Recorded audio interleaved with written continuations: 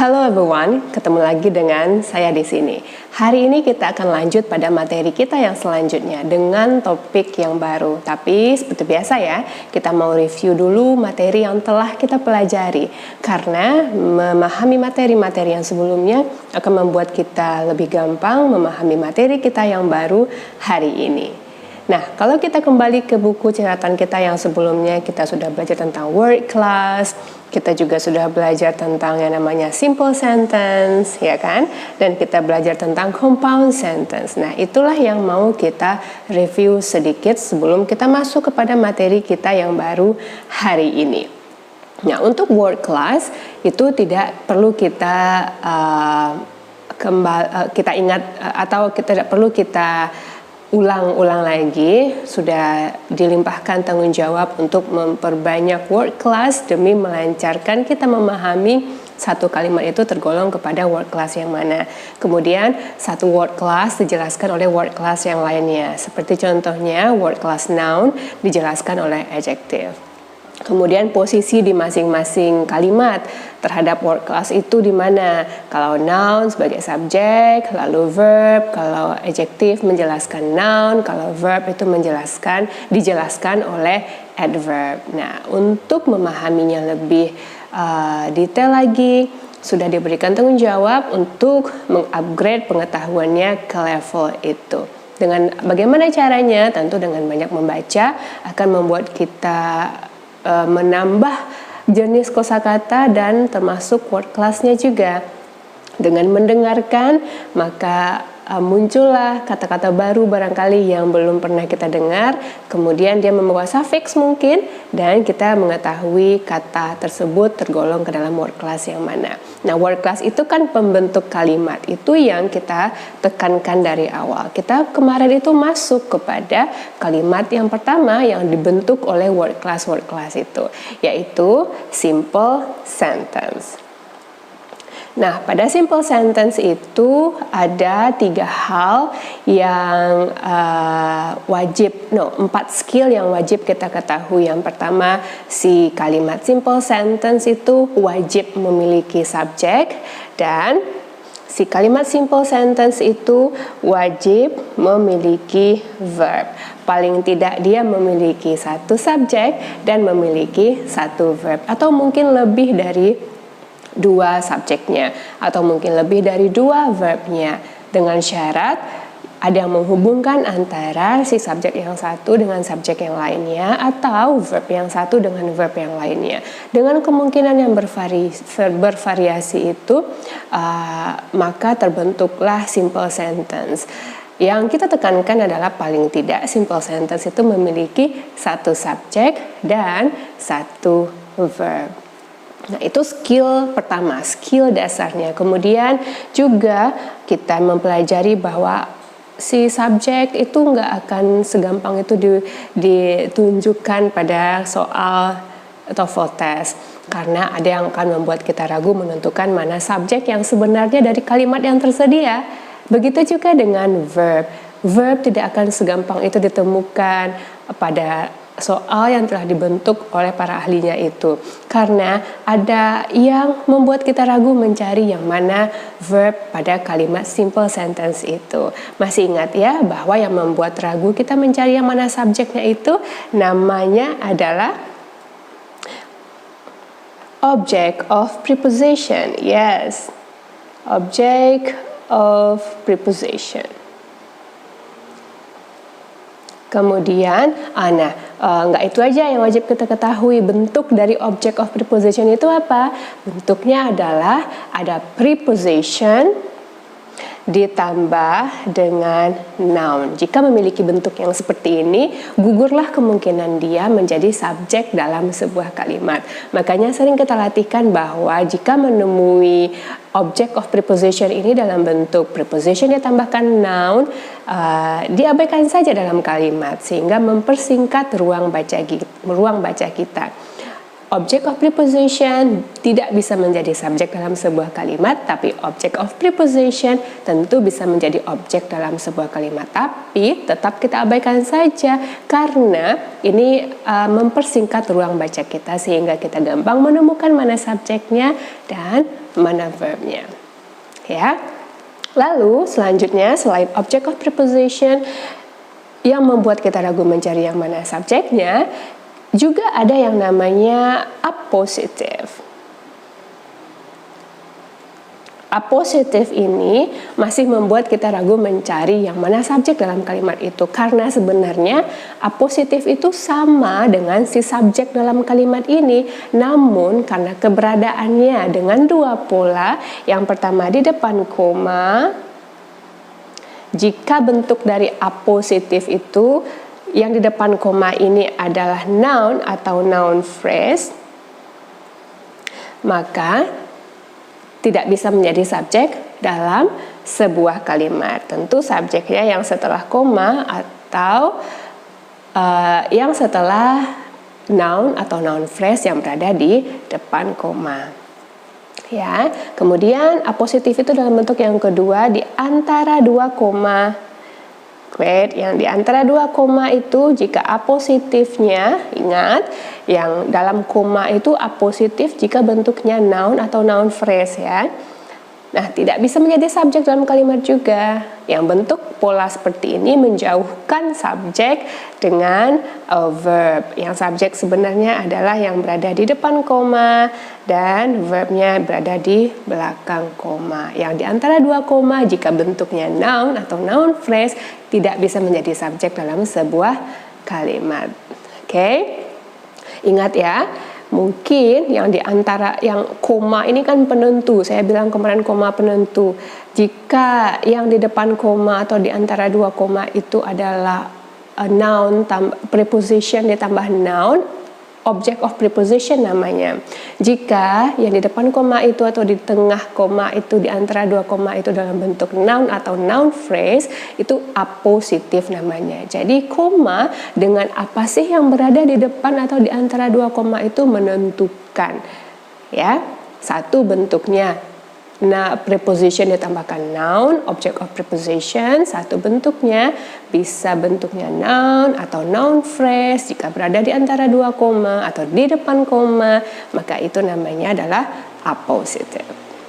Nah, dua hal ini yang membuat kita ragu mencari yang mana subjeknya.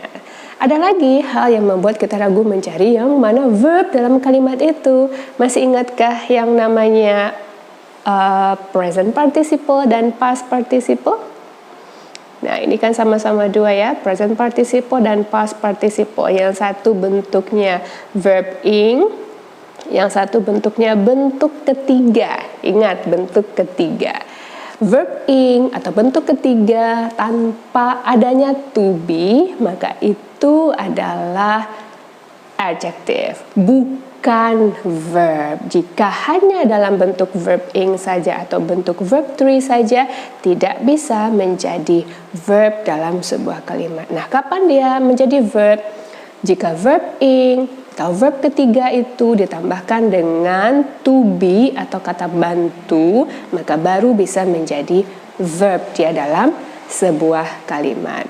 Yang paling membingungkan adalah jika dia bentuknya reguler ya. Bentuk reguler itu bentuk kedua dan bentuk ketiganya kan sama-sama ditambahkan akhiran ed.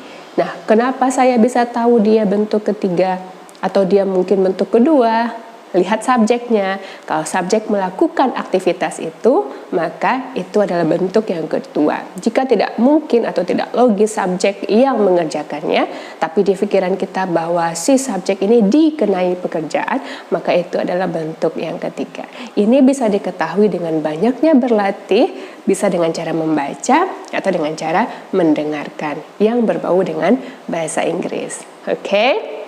Nah, sudah ringkas kita simpulkan simple sentence dengan skill-skill yang terkandung di dalamnya. Ya, kemudian kita kemarin juga telah masuk kepada compound sentence, ya kan? Nah, compound sentence ini bagaimana pula bentuknya? Kalau dilihat lagi catatannya bahwa si compound sentence ini kita sama-sama mengetahui kemarin itu dia berasal dari dua kalimat sederhana. Nah, jika kalimat sederhana atau simple sentence itu wajib memiliki subjek dan verb, ya. Kalau compound sentence tadi kita bilang bahwa dua kalimat sederhananya. Saya bikinkan polanya kemarin, ya kan? Subjek, verb. Ini untuk pola simple sentence yang pertama, lalu subjek, verb untuk pola simple sentence yang kedua. Nah, ini kan nggak mungkin. It is impossible jika dua kalimat itu bergabung tanpa adanya yang menghubungkan. Nah, disinilah yang kita kenal dengan adanya konektor, ya kan? Konektor. Untuk compound sentence, masih ingat konektornya apa? Konektor untuk compound sentence itu adalah verb voice. Nah, masing-masingnya sudah kita rincikan pada pertemuan kita yang sebelumnya, ya kan? For, and, kecuali nor, but, or, yet, dan so. Nah, ini yang menghubungkan si simple sentence yang pertama dengan simple sentence yang keduanya. Tapi ingat bahwa tidak lengkap simple compound sentence ini tanpa adanya koma. Jadi, ya, polanya adalah mesti ada subjek, verb, koma, konektor, subjek lagi, verb lagi. Jika kita ringkaskan demi memudahkan kita mengingat, bisa seperti ini. Subjek, verb, koma, konektor, subjek, dan verb. Ini yang kita ingat untuk kategori compound sentence. Konektornya di depan, ya tentu salah dia, bukan kalimat compound namanya kalau begitu. Jika salah satu hilang, nah ini yang diujikan dalam TOEFL. Kita disuruh mencari, menganalisa jenis kalimatnya apa, kemudian apakah sudah lengkap elemennya atau belum, atau apa yang harus kita tambahkan, atau apa seharusnya yang berada di sini. Nah, itu yang diuji pada compound sentence. Oke? Nah, sekarang kita akan masuk ke dalam ini topik kita yang baru untuk hari ini, yaitu complex sentence. Nah, sebelum kita masuk ke dalam complex sentence yang akan kita pahami itu, kita akan membandingkan ketiga kalimat ini dengan ciri-ciri khususnya lah begitu ya, untuk memudahkan kita memahami atau membedakan lah ini simple sentence, ini compound sentence, ini complex sentence. Dalam segi pola sudah kita pahami nih. Dalam segi hal yang akan mengganggu juga sudah kita pahami. Nah, sekarang kita mau membedakan dia dalam segi pengertiannya, ya. Coba dipahami baik-baik demi memudahkan memahami si complex sentence ini. Nah, dalam bahasa Indonesia simple sentence itu dikenal dengan kalimat sederhana.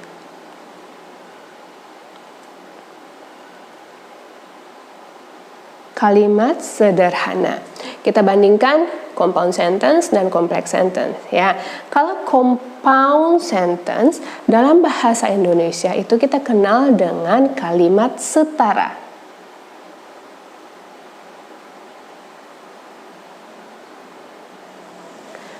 Dan complex sentence, jika sudah pernah memahami ini ketika di high school atau di sekolah-sekolah yang mempelajari bahasa Inggris ini dan juga bahasa Indonesia, juga mungkin sudah mengetahui bahwa complex sentence itu adalah kalimat bertingkat.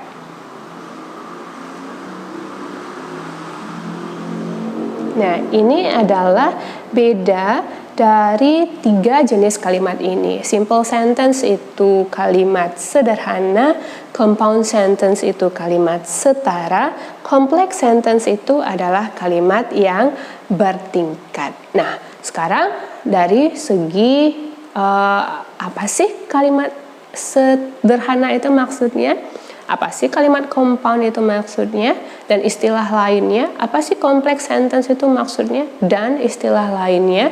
Nah, simple sentence itu dikatakan kalimat sederhana ya karena dia memiliki paling tidak satu subjek dan satu verb.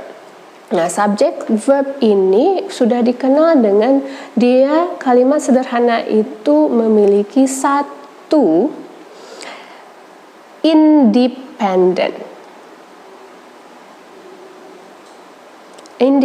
sentence. Satu independent sentence, berarti dia kalimatnya kalimat tunggal. Nah, itulah ada juga yang bilang kalimat tunggal, ada yang bilang kalimat independent, berarti dia mandiri, dia tunggal. Atau ini juga bisa dikatakan dia memiliki satu main clause. Satu main clause. Ya, kalimat sederhana atau simple sentence atau kalimat sederhana bisa dikatakan juga kalimatnya independent, bisa dikatakan juga kalimatnya kalimat main idea. Berapa dependent, berapa independent, berapa main yang clause yang dia miliki? Satu. Itu yang dinamakan dengan kalimat sederhana. Right? Sekarang compound sentence, kalimat setara kalau kita artikan ke dalam bahasa Indonesia.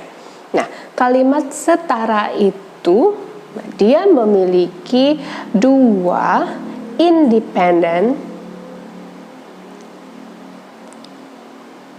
sentence. Dua. Apa buktinya dia dua? Berarti ini yang pertama, ini yang kedua. Jenisnya adalah independent atau juga dikatakan bahwa dia memiliki dua main clause. Dua main clause yang dia miliki dihubungkan dengan konektor. Kenapa dia dikatakan main clause atau independent clause atau kalimat setara? Nah, jika si kalimat pertama dan kalimat kedua ini dipisah begitu ya, dia bisa berdiri sendiri. Dia memiliki maknanya sendiri jika dia dipisahkan. Tidak ada makna yang gantung. Nah, Inilah mengapa dia dikatakan independent. Dia bisa berdiri sendiri walaupun dia adalah gabungan dari dua jenis kalimat sederhana. Oke, nah sekarang kita masuk ke dalam complex sentence. Complex sentence itu kalimat bertingkat. Ya, dalam bahasa Indonesia dikatakan kalimat bertingkat. Kalimat bertingkat berarti ini dalam kalimat complex sentence ini ada dua hal yang harus kita pahami, bahwa complex sentence atau kalimat bertingkat itu memiliki satu independent clause, ya, dan satu dependent clause. Berarti kalau kita translate dulu biar bisa paham ini apa yang dimaksud dengan independent atau apa yang dimaksud dengan dependent, kita bermain istilah ya. Independent bisa dikatakan juga dia memiliki satu main clause dan satu subordinate clause. Nah, agar lebih gampangnya lagi. Nah, ini yang bertingkat yang dimaksudkan dalam bahasa Indonesia ini. Satu, induk kalimat. Dan satu, anak kalimat. Nah, inilah bedanya simple sentence, compound sentence, dan complex sentence. Nah, di complex sentence yang akan kita pelajari hari ini, berarti dia itu memiliki satu independent clause atau nama lainnya adalah satu main clause atau nama lainnya adalah satu induk kalimat, dan si Complex sentence ini memiliki satu dependent clause, satu subordinate clause, atau istilah lainnya juga adalah satu anak kalimat. Nah, orang beragam cara mengatakan anak kalimat dan induk kalimat ini. Nah, di sini biar kita bisa sama-sama satu channel, kita pakaikan istilahnya untuk anak kalimat dan induk kalimat itu dengan main clause atau induk kalimat, ya. Dan ini juga akan sering nanti saya singkat atau kita singkat dengan main clause MC, dan juga untuk anak kalimat itu kita pakaikan istilah subordinate clause, dan nanti kita juga akan sering menyingkatkan subordinate clause itu dengan subordinate clause atau SC. Oke? Right. Sekarang saya masuk juga ke dalam kalau main clause itu bagaimana polanya. Nah, kalau main clause itu polanya adalah si kalimat itu membawa subjek dan verb. Ini yang main clause atau independent clause atau induk kalimat. Nah, kalau untuk subordinate clause itu polanya adalah konektor, compound sentence kita sudah bawa konektor juga ya. Di complex sentence masih kita bawa juga konektor, tapi konektornya itu berada pada unsur anak kalimat. Selain konektor, subjek dan verb. Yang membedakannya juga di sini adalah di sini kita pakaikan untuk main clause-nya subjek dan verbnya dengan huruf besar, dan untuk anak kalimatnya konektor subjek dan verb kita pakaikan huruf kecil. Nah, ini adalah hal penting sebelum kita masuk kepada materinya. Nah, ingat di awal saya pernah bilang juga bahwa ada 3 jenis kalimat kompleks itu. Yang pertama adalah adverb clause, yang kedua adalah noun clause, dan yang ketiga adalah adjective clause. Nah, sekarang hari ini kita masuk ke dalam complex sentence kita yang pertama, yaitu adverb clause. So, be ready with your notebook. Adverb clause. Tadi kita sudah ingat pola yang mesti kita bawa untuk complex sentence ya. Saya tuliskan di sini. Keywordnya itu adalah kita akan membawa istilah main clause, dan kita juga bawa istilah subordinate clause. Untuk sekedar mengingatkan, main clause ini adalah induk kalimat, dan subordinate clause atau SC, kita singkat dengan itu, ini adalah anak kalimat. Nah, kemudian kita juga membawa pola ya untuk main clause, itu polanya adalah subjek, verb. Untuk subordinate clause atau anak kalimat itu polanya yang harus kita bawa adalah konektor, subjek, dan verb. Ini dibawa dengan huruf besar. Ini hurufnya adalah huruf kecil agar lebih gampang untuk nanti melatih menganalisanya. Ya, menjelaskan adverb clause ini akan lebih gampang jika saya mulai dengan contoh langsung. Coba diperhatikan kalimat yang berada di sini. Ini kalimat yang pertama dan ini kalimat yang kedua. Si kalimat ini sebenarnya membawa unsur yang sama tapi dengan pola yang berbeda. Kita masuk ke dalam kalimat yang pertama dengan pola yang pertama. Ya, coba dibaca baik-baik. Tommy is tired because he has been working so hard. Tommy is tired because he has been working so hard. Nah, tetapkan dalam kalimat kompleks ini kita harus mencari yang mana subjeknya, yang mana verbnya, ya. Kita cari dulu untuk memudahkan kita mencari mana subjek, mana verb, lalu mana lagi subjeknya, mana lagi verbnya, adakah konektor di sini, ya. Tommy, subjek, is tired, verb, ya kan? Ada lagi nggak yang merupakan subjek dan verb? Oh, saya ketemu lagi nih. Subject has been working adalah verb, right? Lebih dari 2 subjek, lebih dari 2 verb. Analisa pertama kita tidak mungkin ini adalah kalimat sederhana. Right? Tidak mungkin ini adalah kalimat sederhana.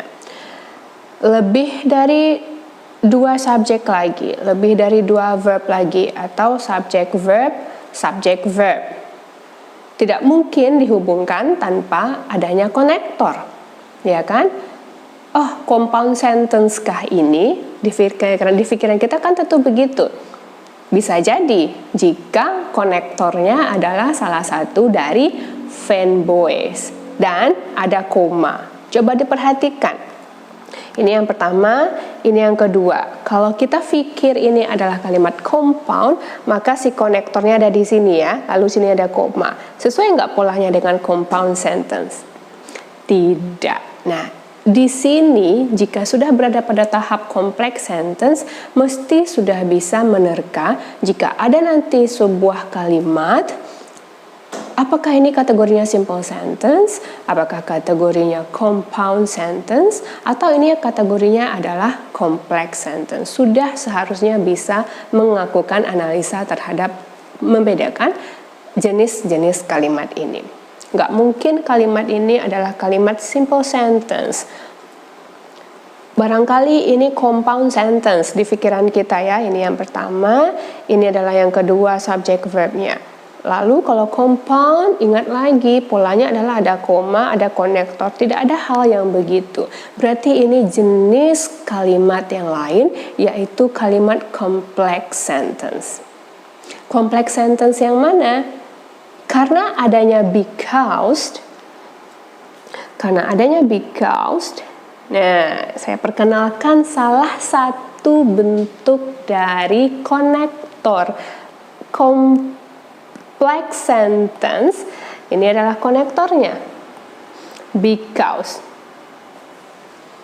Konektornya. Salah satu bentuk konektor dari adverb clause itu adalah because. Dan kita tahu bahwa because itu dalam bahasa artinya adalah karena.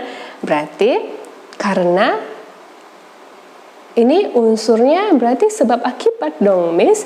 Yes, absolutely. Jadi si adverb clause yang tergolong kepada complex sentence ini akan membawa satu unsur. Misalnya di sini adalah unsur sebab akibat yang dihubungkan dengan konektor because, atau kalau kita translate itu adalah karena. Main clause dan subordinate clause-nya itu hubungannya adalah hubungan sebab akibat. Nah, si main clause-nya yang mana dong? Si subordinate clause-nya yang mana juga? Perhatikan keyword kita. Miss, apakah satu itu aja si konektornya? Tidak. Sekarang kita hanya memahami pola dulu ya. Nanti akan saya perkenalkan, akan kita pelajari jenis-jenis konektor untuk adverb clause yang lainnya. Contohnya di sini kita pakaikan because. Hubungan dari main clause dan subordinate clause-nya adalah hubungan sebab akibat. Right? Ini salah satu konektornya. Right. Nah, sudah ketemu yang seperti ini. Kemudian mengingat bahwa kita harus mencari yang mana main clause-nya dan yang mana subordinate clause-nya demi melancarkan nanti pola atau cara kita menganalisa. Coba perhatikan, main clause, induk kalimat yang membawa pola subjek dan verb. Yang mana dia? Apakah subjek dan verb yang sebelah sini atau subjek dan verb yang sebelah sini? Dua-duanya kan ada subjek dan verb itu. Main clause itu terletak pada bagian Tom is tired. Nah, ini adalah main clause-nya. Dan karena kita mengetahui bahwa si subordinate clause itu membawa unsur konektor, ya, subordinate clause itu membawa unsur konektor. Jadi yang untuk subordinate clause itu adalah dari konektornya sampai ke subjek sampai ke verbnya, ini yang kita namakan dengan subordinate clause. Karena kenapa dia subordinate clause? Karena ada unsur konektor di depannya. Nah, ini adalah pola yang pertama.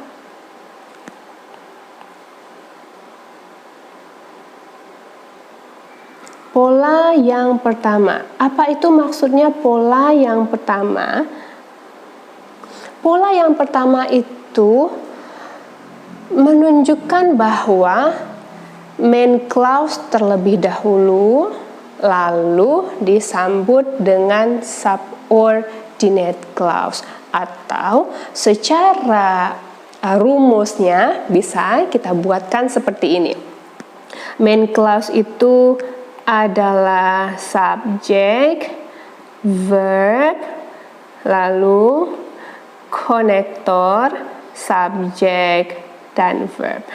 Yang ini adalah main clause-nya, yang di sini adalah subordinate clause-nya. Nah, itu adalah pola adverb clause yang pertama. Si konektor terletak di tengah. Berarti dengan pola main clause terlebih dahulu disambut dengan subordinate clause. Secara rumusnya bisa dipakaikan subjek, verb, konektor, subjek, verb. Kita pakaikan untuk main clause itu hurufnya huruf besar. Untuk yang subordinate clause kita pakaikan huruf kecil agar kita gampang membedakan. Mau mengingat pola main clause, subordinate clause juga boleh, nggak apa-apa. Atau lebih detail diingat rumusnya, subjek verb besar, konektor subjek verb huruf kecil. Bisa dipakaikan yang begitu. Terserah yang mana nyamannya. Ya, ini adalah pola yang pertama. Sekarang kita masuk ke pola yang kedua dengan unsur kalimat yang sama. Coba dibaca kalimat yang di bawah ini. Bisa nggak ya? Nah, kalimat yang pertama ini, Tom is tired because he has been working so hard.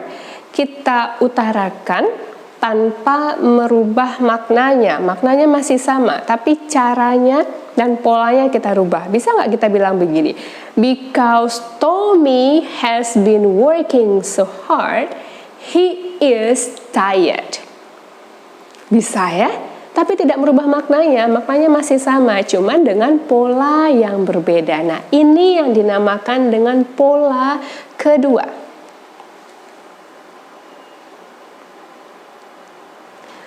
Pola kedua.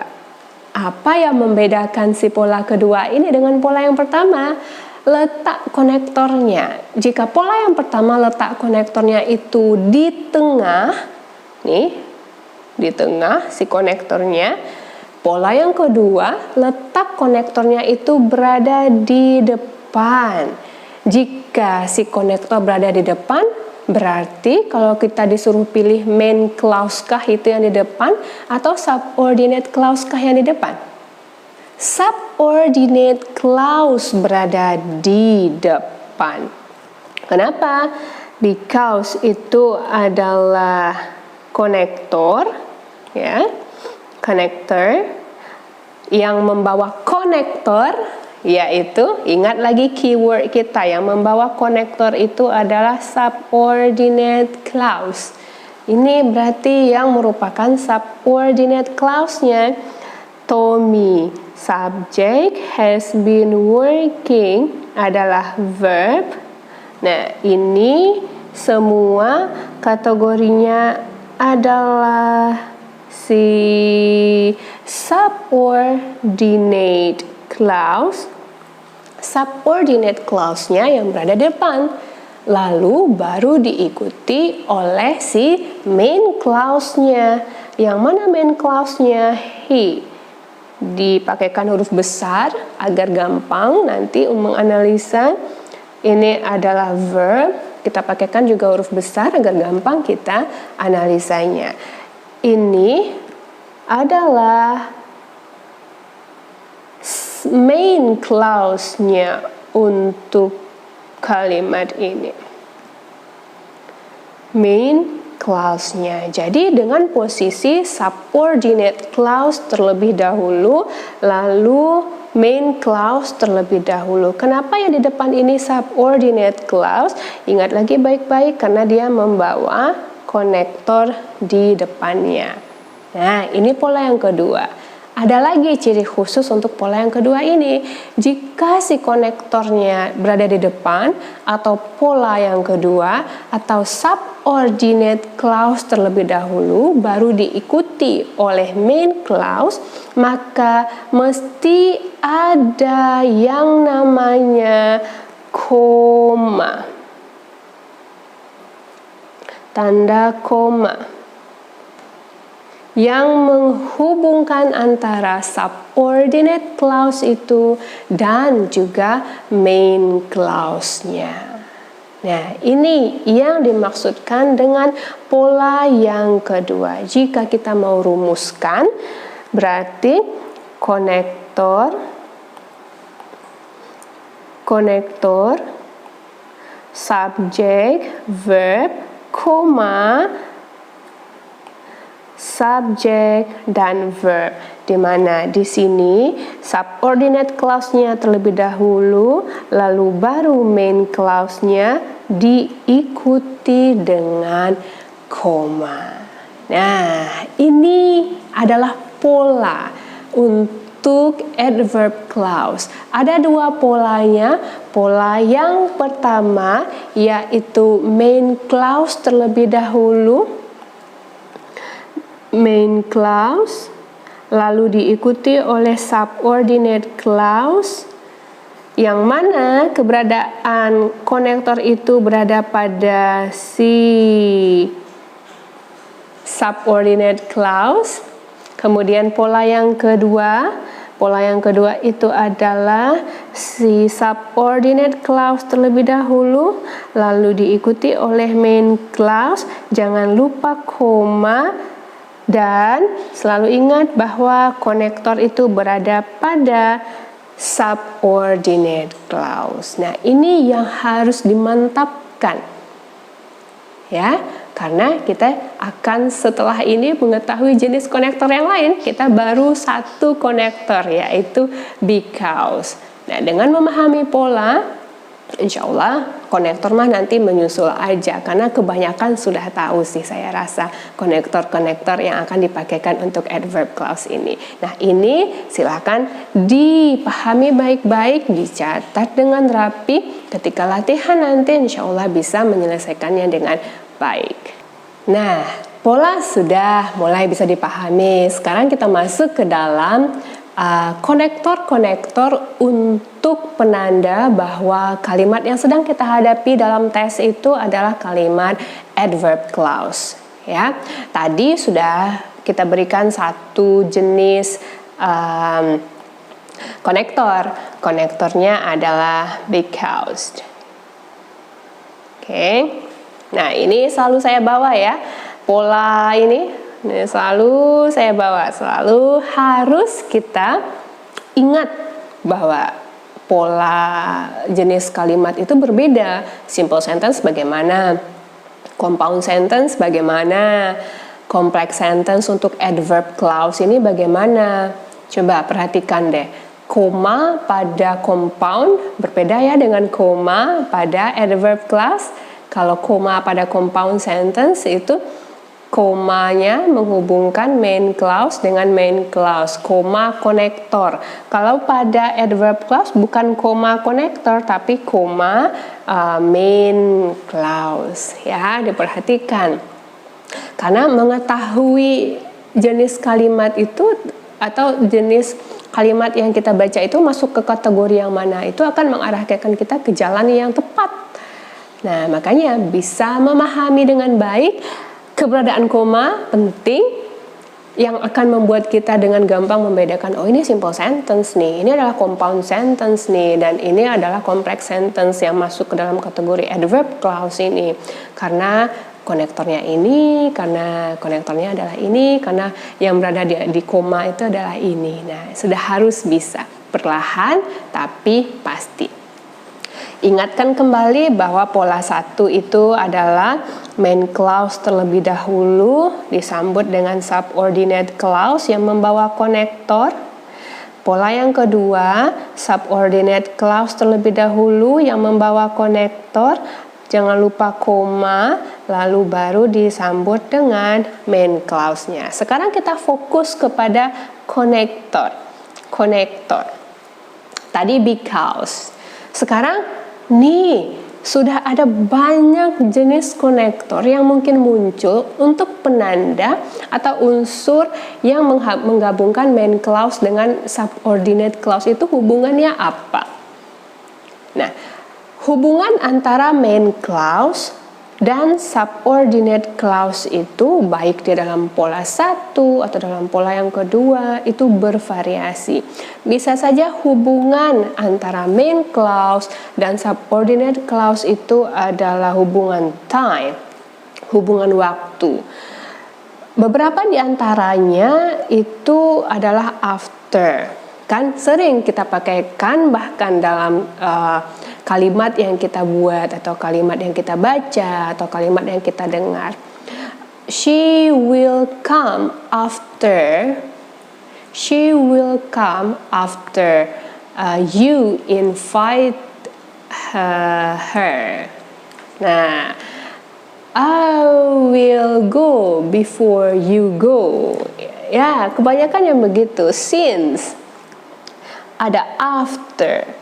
Kalau mau ditranslatekan untuk memperbanyak kosakata time connector untuk adverb clause ini juga bisa. Tapi kecenderungan untuk triknya pada TOEFL itu kita hanya mesti mengetahui bahwa ini hubungan antara main clause dan subordinate clause-nya jika membawa mungkin after, as long as soon as, before, by the time, once, since, until, when, whenever, atau while, itu hubungannya antara main clause dan subordinate clause itu adalah tentang time. Bagaimanapun bentuknya kalimatnya nanti. Jika membawa pola adverb clause, maka hubungannya adalah hubungan time.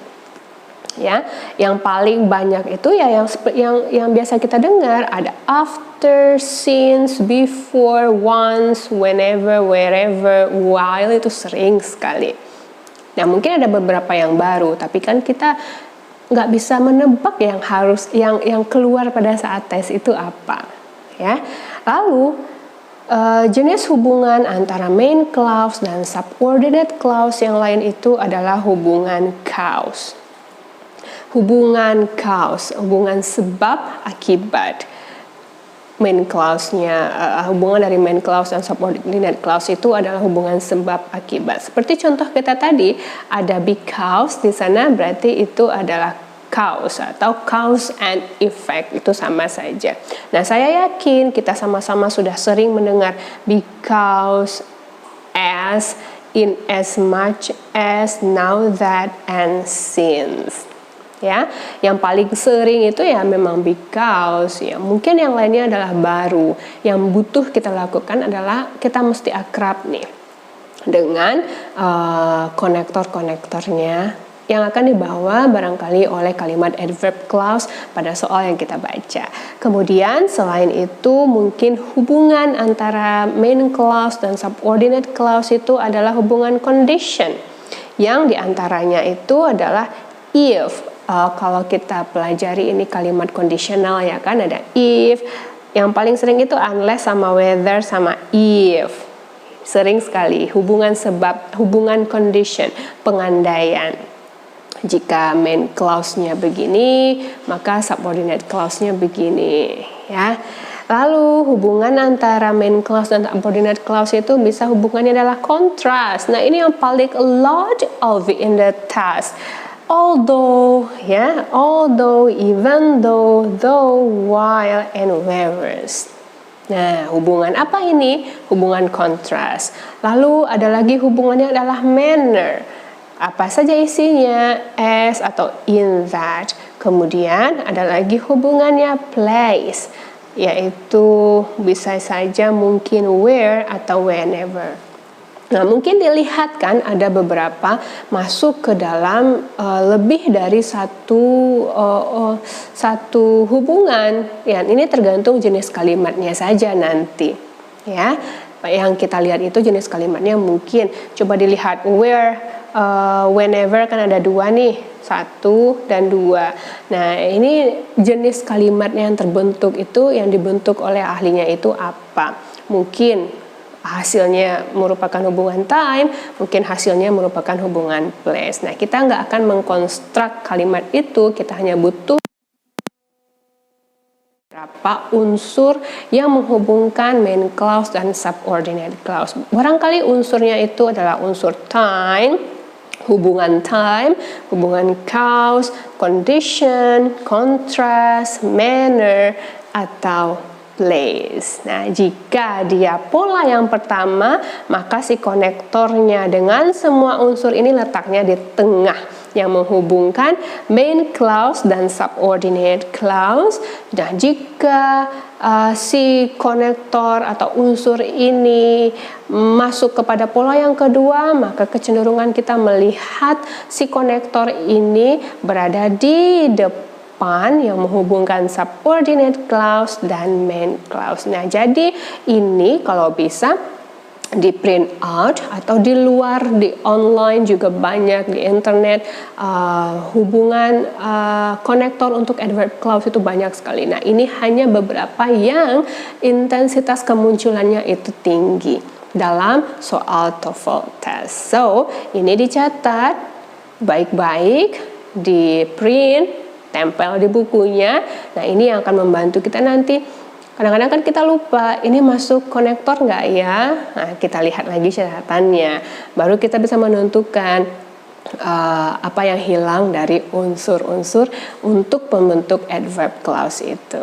Oke? Nah, ini adalah konektornya. Lebih rincinya, bagaimana konektor ini diaplikasikan ke dalam kalimat setelah ini. Nah, sekarang kita masuk ke dalam contoh-contoh kalimat yang membawa konektor dengan pola yang bervariasi. Berarti kuncinya pada papan ini adalah yang ini ya, mengingat konektor, lalu sekaligus dengan memahami polanya. Jadi konektornya itu adalah bisa saja time, cause, condition, contrast, manner, place, dan dengan pola yang pertama atau dengan pola yang kedua kah kalimat-kalimat yang ada pada papan ini. Tetap kita baca baik-baik kalimat yang pertama, 2, 3, 4, dan kalimat yang kelima. Kita mulai dari kalimat yang pertama. Nah, ini adalah proses menganalisanya. dengan cara begini sehingga ini teratur di ingatan kita. Nanti ketika latihannya dilakukan analisa yang begini juga, nanti di latihan-latihan berikutnya atau pada saat tes itu sudah terorganize cara menganalisa atau pola dasar berpikirnya. Yang pertama, I will sign the check before you leave. Dengan membaca ini kita bisa sedikit menebak ini masuk ke kategori kalimat yang mana dulu gitu. Apakah simple sentence atau compound sentence atau adverb clause? Karena kita sudah belajar yang 3 ini ya. Kalau saya bilang ini adalah kalimat simple sentence, do you agree or not? Simple sentence. Nah mungkin kan ya, karena lebih dari 2 verb, nggak mungkin tanpa ada yang menghubungkan lagi. Ya, paling tidak dia 1. Ini sudah 2 kalimat begitu. Simple sentence bukan 2 kalimat. Ya, yang bisa 2 itu subjeknya, yang bisa 2 itu adalah verbnya, tapi kalimatnya tetap 1 kalimat. Ya, nggak mungkin simple sentence. Apakah ini compound sentence? Bisa jadi jika ada koma sama konektor yang menghubungkan kalimat yang pertama dan kalimat yang kedua. Apakah ada koma dan konektor? No, berarti ini adalah kalimat adverb clause. Adverb clause yang mana? Kita punya polanya yang pertama, kita punya pola yang kedua. Coba perhatikan dengan membaca I will sign the check before you leave. Ya, ada nggak konektor dari adverb clause di sini? Nah, mengetahui konektor yang mungkin dirasa agak banyak ini bisa memudahkan kita menebak ini pola 1 atau pola 2 ya. Begitu. Coba, ada nggak? Oh, very good. Bagi yang menjawab bahwa saya memiliki before. Saya memiliki before ini adalah konektor, ya kan? Nah, sekarang coba tebak, pola 1 kah itu atau pola kedua kah yang menyatakan konektor berada di tengah? Berarti kalau konektor di tengah, main clause dulu, baru subordinate clause kan? Pola berapa itu? Oh, di sini posisinya di pola yang pertama. Pola yang pertama. Berarti pola yang pertama itu menghubungkan main clause dan subordinate clause. Nah, baru dicari yang manakah main clause-nya. Main clause-nya berarti ini adalah subject. Will sign itu adalah verb, dibuat dengan huruf besar ya. Lalu konektor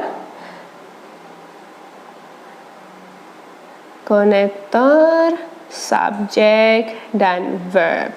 Nah, bagian ini yang dinamakan dengan main clause dan bagian ini yang dinamakan dengan subordinate clause. Sudah ada subjeknya per masing-masing, sudah ada verbnya untuk main clause juga, ada konektornya, ada subjek, ada verb, tepat kalimatnya. Ya, right. Sekarang kita masuk yang kedua. Perhatikan baik-baik yang kedua. Before you leave, I will sign the check. Before you leave, I will sign the check. Dengan melihat ini, ya, kita bisa langsung menebak dengan mulai gampang. Ada koma, berarti kalau ada koma, apakah dia pola 1 atau pola yang kedua? Pola yang kedua, konektornya berada di depan. Dengan kata lain, dia menghubungkan subordinate clause dengan main clause. Right? Mana konektornya? Before adalah konektornya. Oke, right? Lalu mana subjek untuk si subordinate clause ini? You, verbnya adalah live. Ini adalah konektornya. Dan main clause-nya adalah subjek dan verb kita buat dengan huruf besar agar gampang membedakan mana main clause-nya dan mana subordinate clause-nya. Nah, ditulis lagi bahwa ini yang merupakan subordinate clause-nya, I will sign, itu adalah main clause-nya. Ini masuk ke dalam pola yang kedua. Ya, lalu kita coba yang ketiga.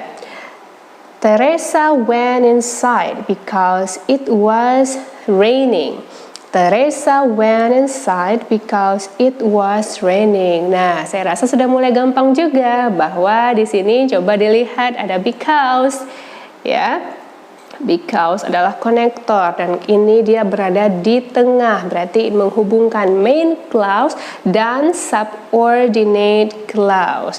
Kalau mau cari dari main clause juga boleh nih. Ini adalah subjek main clause-nya, when adalah verb main clause-nya, lalu because adalah konektor, it adalah subjek subordinate clause, was raining adalah verb untuk subordinate clause.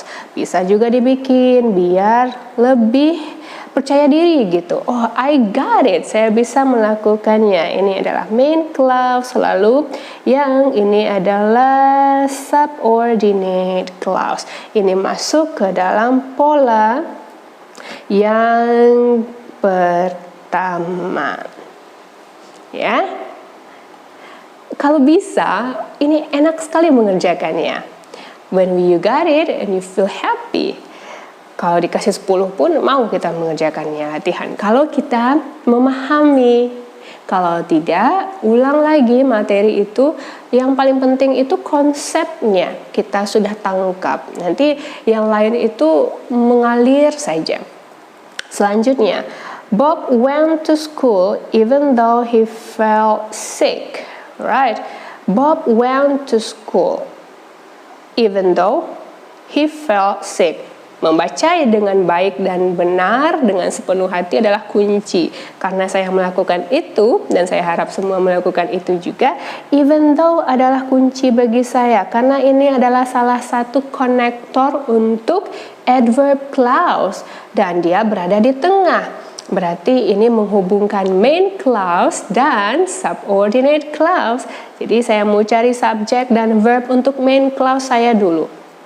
Bob adalah subjek, went adalah verb, lalu even though konektor, he subjek, felt adalah verb untuk subordinate clause. Jadi saya ketemu main clause-nya dan saya ketemu subordinate clause-nya dengan bentuk begini termasuk ke dalam pola yang pertama.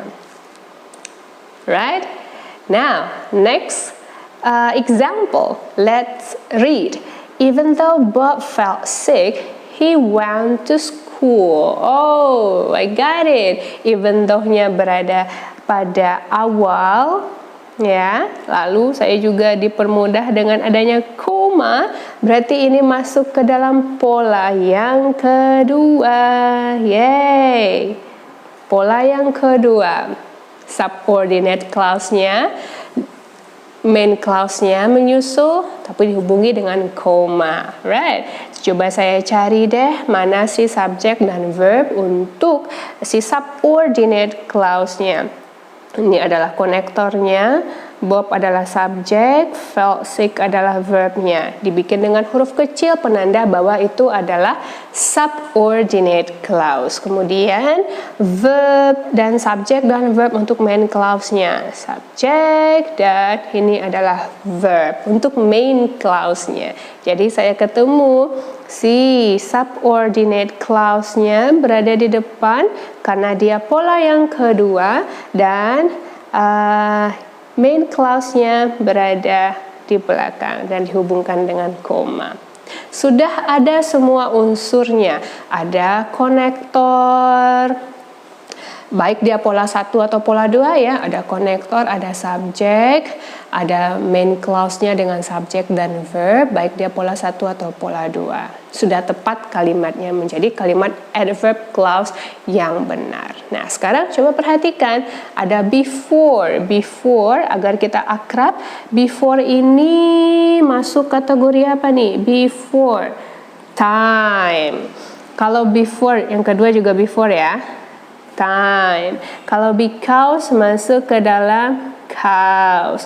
Kalau even though masuk ke dalam contrast. Kalau even though masuk ke dalam contrast. Nah, hanya mengetahui itu saja pola, lalu tingkatkan keakraban dengan jenis-jenis konektor untuk untuk adverb clause. Dan jangan lupa bahwa ada 2 pola untuk adverb clause itu. Yang pertama adalah pola di mana keberadaan main clause di depan disambut dengan subordinate clause. Di yang pola yang kedua, subordinate clause di depan disambut dengan main clause dihubungkan dengan koma. Yang membawa konektor itu adalah subordinate clause. Nah, setelah ini kita akan masuk ke latihan ya untuk membuat lebih cepat dan lebih gampang lagi menganalisa jenis kalimat kompleks sentence yang pertama, yaitu adverb clause. Nah, setelah memahami pola adverb clause dengan 2 bentuk, yaitu pola yang pertama menghubungkan main clause dan subordinate clause, lalu mengetahui beberapa atau akrab dengan beberapa konektor untuk adverb clause, sekarang kita coba melatihkan kemampuan kita menguji polanya dan juga konektornya pada exercise yang ke-13, yaitu adverb clause. Ya, ada 4 contohnya.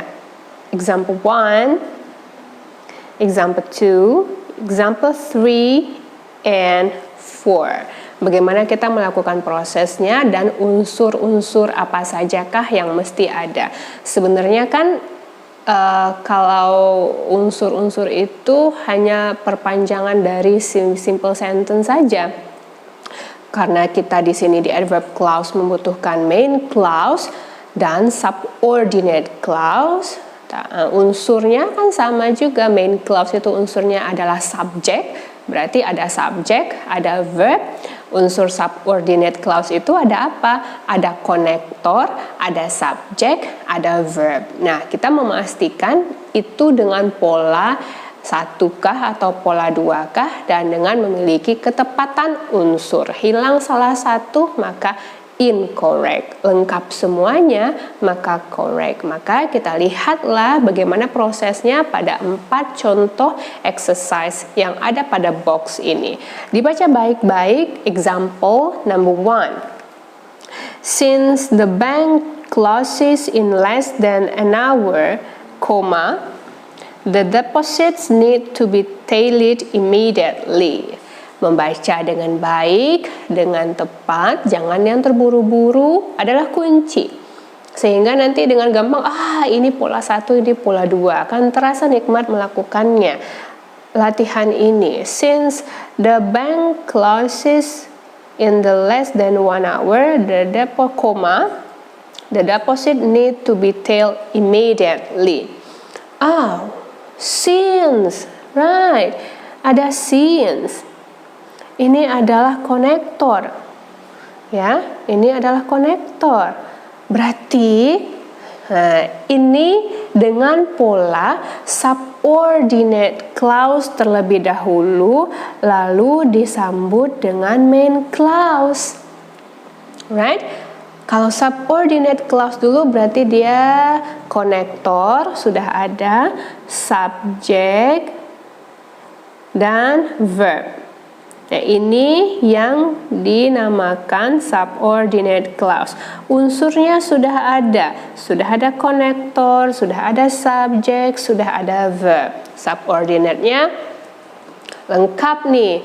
Nah, Miss, bisa nggak saya menghilangkan in less than an hour? Karena ini adalah object of preposition.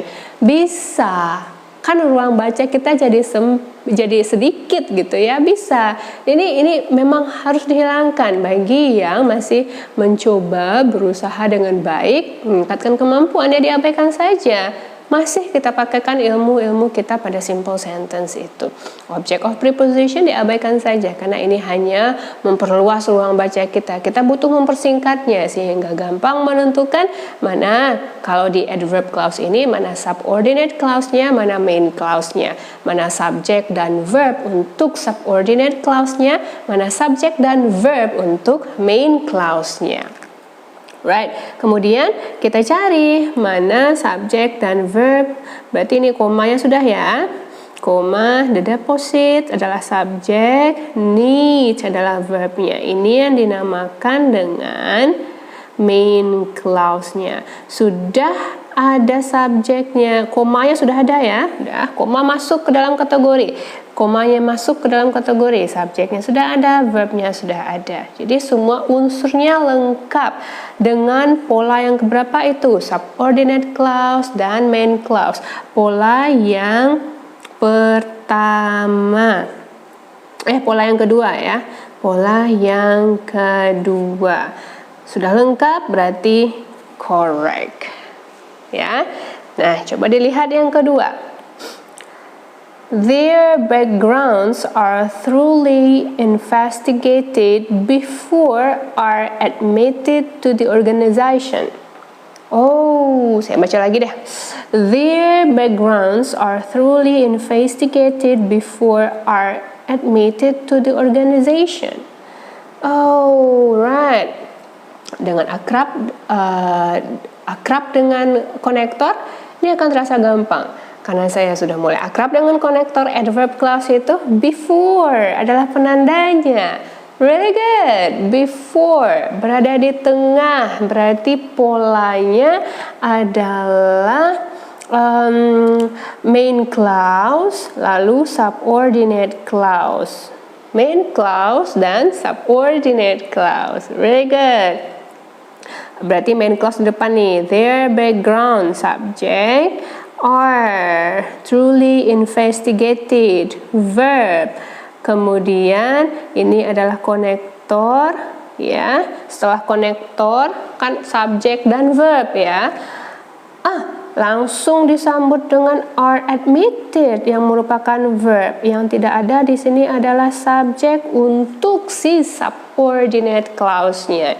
Tidak lengkap satu elemen, subjek untuk subordinate clause-nya. Maka ini kalimatnya kalimat incorrect. Ya, polanya adalah pola yang pertama. Salah satu unsur tidak ada, tidak tepat, baik itu unsur subjek atau unsur verb dalam main clause atau komanya atau unsur subjek dan verb untuk si subordinate clause atau konektornya hilang juga, maka tidak tepat ya. Yang ketiga, let's see, it is impossible to enter that program if you lack experience as a teacher. It is impossible to enter that program if you lack experience as a teacher. Oh, I got the connector. Karena saya sudah mulai akrab dengan connector. If, penanda, if itu penanda condition, ya. Berarti ini dia membawa pola. Jika konektornya berada di tengah, polanya adalah main clause terlebih dahulu, lalu disambut dengan subordinate clause, right? Main clause-nya kita cari it. Jangan lupa kalau dia main clause dipikir dengan huruf kapital ya, atau huruf besar, dan si subordinate clause-nya kita pakaikan yang kecil biar organize pemikiran kita. Ini adalah verb, ini adalah konektor, subjek. You lack experience, itu adalah adjective ya kan, ini bukan verb, berarti verbnya tidak ada. harusnya ada verb dulu sebelum like, yaitu you are lacks experience as a teacher. Nah, tidak ada unsur verb di dalam subordinate clause, berarti kalimatnya adalah kalimat incorrect. Polanya adalah pola yang pertama. Ya, lanjut yang keempat, contohnya. The commandant left strict orders about the passes, several soldiers left the post anyway. The commandant left strict orders about the passes, several soldiers left the post anyway. Oh, get it. Ada koma. Berarti ini masuk ke dalam kategori yang pola kedua. Subordinate clause disambut dengan main clause. Subordinate clause terletak di awal. Jika subordinate clause terletak di awal, meski ada konektor, berarti diawali dengan konektor. No konektor, konektornya tidak ada, tapi subjeknya ada, verbnya ada, lalu komanya ada, several soldiers adalah subjek untuk main clause-nya, left adalah verb untuk main clause-nya. Subjek dan verb untuk main clause ada, tapi konektornya tidak ada di subordinate clause.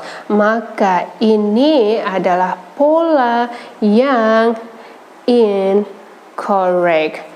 Ini adalah bentuk yang incorrect. Polanya adalah pola yang kedua. Nah, jadi dipastikan bahwa untuk pola 1 tergantung polanya pola berapa ya. Kalau pola yang pertama berarti mesti ada subjek, verb,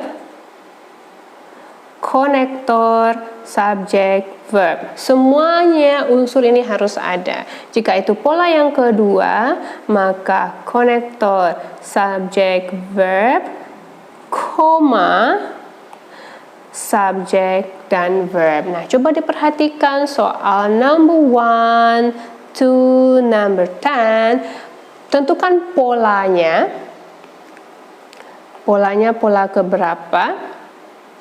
Lalu tentukan apakah sudah tepat semua unsur yang ada pada kalimat adverb itu, baik dia pola yang pertama atau pola yang kedua. So, it's your turn to do number 1 to number 10. Good luck! So everyone, dengan memahami pola dan dengan memahami unsur, kemudian konektor yang berada pada adverb clause, maka insya Allah ini adalah step kita awal memahami tentang complex sentence yang pertama kita. Nah, tapi seperti biasa ya, kita kan di TOEFL test itu tidak mengkoreksi apakah kalimatnya correct atau incorrect. Latihan kita itu hanya giringan awal kita untuk bisa memahami konsep dari adverb clause-nya. Bagaimanakah bentuk dari pengujian adverb clause itu pada soal TOEFL? Nah, ini adalah contohnya. Ada 3 soal yang berada di depan kita atau pada layar. Nah, kecenderungan kita itu dengan melihat, wah kok panjang sekali ya, sudah mulai nanti deh, padahal ini bisa saja hanya gampang, cuman kebanyakan object of preposition di dalamnya ya, makanya ini terlihat banyak. Tetap langkah kita yang mengganggu itu kita abaikan saja. Kemudian karena ini latihannya adalah latihan untuk adverb clause atau contoh soal untuk adverb clause, maka diingatkan kita itu ada 2 pola. Pola yang pertama adalah main clause terlebih dahulu disambut dengan subordinate clause. Unsur dari main clause itu adalah subjek, verb.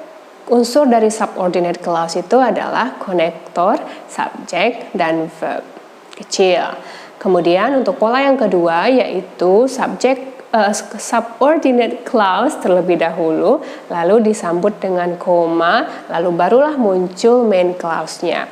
Unsurnya masih tetap sama. Subordinate clause itu adalah konektor, subjek, verb, hurufnya kecil, koma. Unsur dari main clause itu adalah subjek dan verb dengan huruf yang besar. Nah, kita hanya melihat soal ini semuanya adverb clause ini. Lihatlah soal itu, kemudian baca baik-baik, konektor akan menentukan dan tanda koma juga akan menentukan. Baru nanti analisa apa sih yang kurang, baru kita cari yang kurang itu pada opsi Alpha, Bravo, Charlie, dan Delta. Coba diperhatikan yang pertama. The pensioner were prevented from speaking to reporters because. Nah, I feel confused. For example, you feel that. Ya, abaikan object of preposition sehingga ruang bacanya jadi sempit. Mana yang bisa diabaikan coba? Ini bisa diabaikan ini. From speaking to reporters. Diabaikan sehingga ruang baca kita itu hanya the pensioners were prevented sama because. Jadi dikit kan? Jadi tidak usah khawatir kalau banyak sekali kok panjang, tidak usah khawatir. Kita punya jalannya, kita abaikan yang object of preposition karena itu bukan hal penting di dalam kalimat. Tidak bisa pun menjadi subjek dalam sebuah kalimat. Memang bisa menjadi objek, tapi kita abaikan saja sehingga ruang baca kita dikit, bisa kita tentukan apa unsur yang telah ada pada kalimat adverb clause yang masih kosong ini. Nah, tinggallah yang kita baca itu adalah the prisoners were prevented because bla bla bla bla bla. Coba deh dianalisa apa yang bisa membantu kita di sini. Karena saya sudah akrab dengan konektor, jadi saya bisa tebak ini adalah konektor. Konektornya di tengah, berarti dia memakai pola yang pertama, main clause dahulu, baru subordinate clause. Yang kosong bagian mana? Yang kosong bagian subordinate clause, ya kan? Yang kosong bagian subordinate clause. Konektornya sudah ada. Konektor sudah ada. Berarti yang kosong itu adalah, kalau kita mau urut ini ya, subjek, verb, konektor, subjek, verb. Mana yang harus kita cari? Konektor sudah ada, subjek dan verb yang belum ada. Jadi kita mulai mencari subjek dan verb pada Alpha, Bravo, Charlie, dan Delta. Subjek dimulai dengan subjek dan verb. Yang mana yang bisa kita eliminasi, yang tidak merupakan opsi? Not wanting, karena tidak dimulai dari subjek, ya kan? Dan tidak ada verb di dalamnya. No verb. Kalau kita pilih Bravo, coba the story in the papers, the superintendent did not want. Right? Oke, kita coba eliminasi juga deh biar singkat ini ruang baca saya. The story in the papers. Alright, the story in the papers. The super. Oh, ini double verb jadinya. Ini juga subjek. No, bukan double verb. Sorry, double subject. The story sama the superintendent. Double verb, nggak mungkin. Double verb, nggak mungkin kita pakaikan. Kita, kalau memang dia double verbnya, harus ada yang menghubungkan si subjek satu dan subjek yang kedua. Double subject, no, tidak mungkin, diabaikan. Kita coret ini ya, ini nggak mungkin, ini tidak mungkin. Bagaimana yang Charlie? The public to hear the story. Kalau kita mau abaikan the public to hear the story. Oh, no verb. Kita butuh subjek, kita butuh verb. No verb. Kita kan butuh subjek sama verb, ya kan? Kemudian yang D. The superintendent did not want the story in the papers. Coba diperhatikan baik-baik. Yang mana yang bisa kita abaikan? Ini kita abaikan. Subjek The superintendent. Verb did not want. Yes, really good. Ini adalah jawaban yang tepat. Right. Nah, begitu pola mencarinya untuk soal adverb clause, ya. Lanjut ke yang kedua. Coba diperhatikan baik-baik. Kita baca dulu. Like Thomas Burger's fictional character Little Big Man. Nah, ini semuanya di depan koma. Bentuknya adalah object of preposition. Ini adalah preposition ini ditambah dengan noun di belakangnya. Ini kita abaikan. Yes, like masuk ke dalam kategori preposition. Coba perhatikan, ya.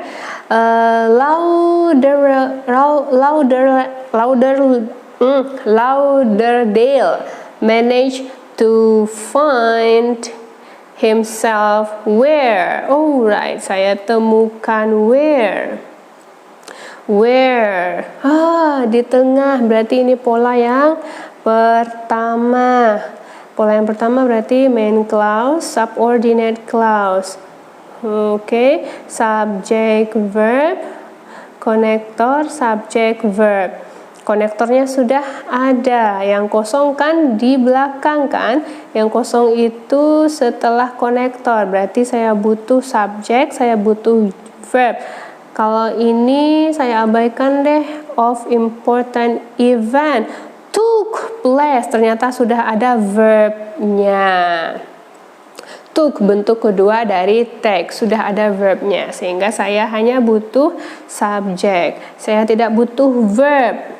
Saya tidak butuh verb berarti gugur A, tidak butuh verb berarti gugur B, tidak butuh verb berarti gugur D, sehingga jawaban yang tepat itu adalah Charlie. Ya, tanpa harus kita mentranslatekannya, kita hanya butuh mencari unsur apa, tapi ingat dengan membaca baik-baik dan memahami polanya. Oke, sekarang kita masuk yang ketiga. Bla bla bla sucked groundwater from below. Nah, kita abaikan deh. Coba from below ini menghambat saya aja. Of the city to sing as much as 10 inches annually. Oke, kira-kira ini apa ya? Oh, ada koma. Very good. Saya ada koma. Berarti masuk ke dalam pola yang kedua. Subordinate clause dan main clause. Kalau kita jelaskan bentuknya, konektor, subject, verb, koma. Lalu main clause-nya adalah subject dan verb. Yang kosong adalah di bahagian sebelum koma. Yang kosong kan di bagian sebelum koma, ya kan? Perhatikan, konektor sudah ada? Belum, berarti saya butuh mulai dari konektor. Subjek bagaimana? Belum. Verb sudah ada nih bentuknya, bahagiannya. Berarti yang paling penting saya itu harus mencari konektor. Jadi kalau saya mau cari konektor dulu, yang ini saya nggak ada konektornya. Ini juga bukan konektor untuk, ya, dia konektor untuk compound sentence with. Alright, sehingga saya ketemu jawabannya itu adalah bravo. That's easy. Kalau kita bisa memahami konsepnya. Jangan bebankan dengan rasa saya tidak mampu mengerjakan ini terlalu panjang. No, you can do it. You really can do it. Ya. So, nah ini adalah pelajaran kita untuk hari ini. Adverb clause dengan dua pola dan jenis pengenalan konektor-konektornya. Ingat, polanya ada dua. Pola yang pertama itu yang harus kita ketahui adalah main clause-nya di depan, lalu disambung dengan subordinate clause-nya. Pola yang kedua adalah subordinate clause-nya di depan, lalu koma disambung dengan main clause-nya. Unsur yang dibawa oleh main clause adalah subject dan verb, kita buat dengan huruf kapital, lalu unsur untuk subordinate clause-nya adalah konektor. konektor, subjek, dan verb dan kita pakaikan huruf kecil. Nah, untuk konektornya ada konektor untuk time, ada konektor untuk cause, ada konektor untuk result, ada konektor untuk condition, dan ada beberapa lagi yang mesti kita dekatkan diri kita. Jadi dengan mengetahui itu, tidak ada lagi ketakutan kita untuk menyelesaikan soal yang bentuknya panjang. Nggak ada lagi. Dengan mengetahui itu, rasa percaya diri kita sudah akan mulai meningkat. Ya, kalau ini bisa dikerjakan dengan cepat karena kita memahami polanya, bersyukur. Dan jika belum bisa, ditanyakan, dan jika belum bisa juga dilatih lagi dengan memahami video-video kita yang sebelumnya, karena akarnya adalah simple sentence itu. Nah, untuk yang selanjutnya bagaimana bentuk-bentukannya akan ada soal menyusul untuk pertemuan kita selanjutnya. Oke, so until then, bye bye.